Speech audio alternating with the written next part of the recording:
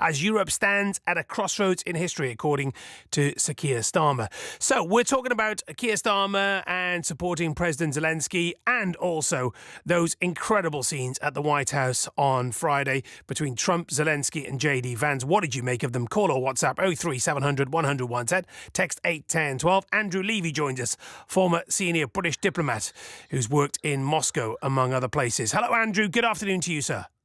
Hello, Jason. First of all, can I just get you, on the record, your reaction to what you saw and heard on Friday? It was horrific and dangerous. My personal feeling is that it wasn't a setup. I can see why people think it was. I think Trump and Vance lost control and are regretting having done so. But either way, whether it was a setup, that was a loss of control in its own way, or it was just they lost control of the meeting and couldn't control themselves. And that's a really bad sign. Andrew, my two worlds collided on Friday night. I was at the Aston Villa Cardiff City Cup tie where we were concentrating on the football, and someone said, have you seen that Trump press conference? So we went on our phones and we genuinely, in this world of AI and the world of Twitter and X playing mind games, a lot of us were looking at it saying, that can't be true. That did not happen. That's surely being computer generated. It was very uncomfortable and distressing viewing, wasn't it? It was. I was driving my car. I had to sort of control myself. I was listening to it. In fact, your BBC colleagues on Radio 4 were playing it as soon as they got it on the PM programme. And then I looked at the whole thing later. So we can't afford that kind of thing. President Zelensky, I think, played the meeting very well, actually, but he was speaking in his third language. You know, he speaks Ukrainian, he speaks Russian, he speaks English. I think he speaks a bit of some other languages. And so sometimes what he said sounded a little bit clunky. Maybe could have been expressed better, but goodness me, you know, he was speaking in a foreign language. But really, he was extremely calm. He was extremely respectful, but he made his points strongly. And the key point, or one of the main ones, was about diplomacy. JD Vance said, we must try diplomacy.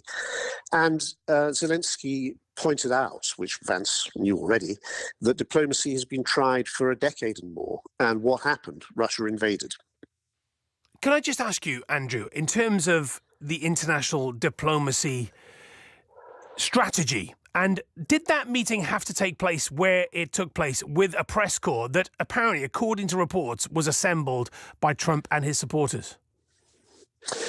Well, the real meeting, you would have thought, took place behind the scenes, and of course they did, and that's the standard thing. You have your meetings behind the scenes. Sometimes they get heated.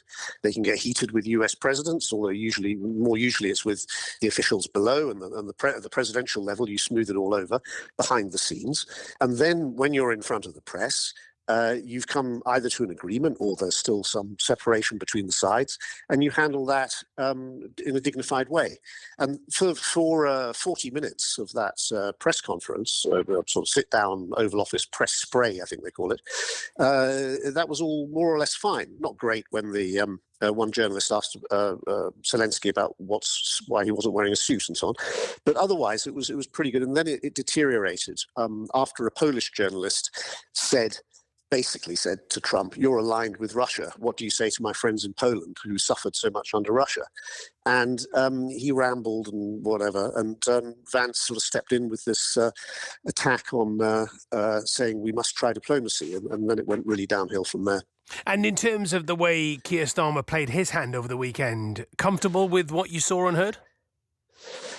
I thought he did extremely well. I mean, who am I to say to a prime minister that you did extremely well? I'm not his teacher, right? But I think that he did a very good job. I'm one of those people who's proud of what he did. Behind the scenes, I hope he told respectfully, politely, but firmly, some blunt truths about the geopolitical situation and how aligning with Russia is a route to disaster, and how we need to hang together as allies, as we have done for decades, even though Europe needs to do more. In public, I thought he played it extremely well. Famously, the scene with the letter from the king, and playing to Trump's feelings about the royal family and wanting to have something special. I think that all was done extremely well. It's a little bit uncomfortable to see it when one has seen what else President Trump has done, and one might wish that somebody said something rather ruder to him in public. But that isn't the Prime Minister's job. And just one final point on Trump, if I may. Reading some of the accounts in the Sunday broadsheets yesterday, many of the commentators were saying this was all entirely predictable as soon as Trump won. The scenes we saw on Friday, I don't think were predictable. The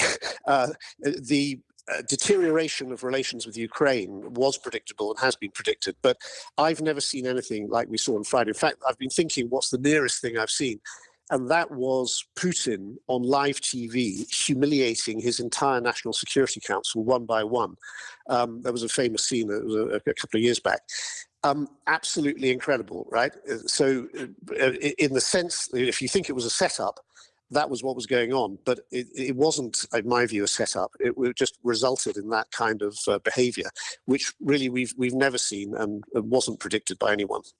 Good to talk to you, Andrew. Thank you so much. Andrew Levy, former British senior diplomat who worked in Moscow. Thank you very much indeed.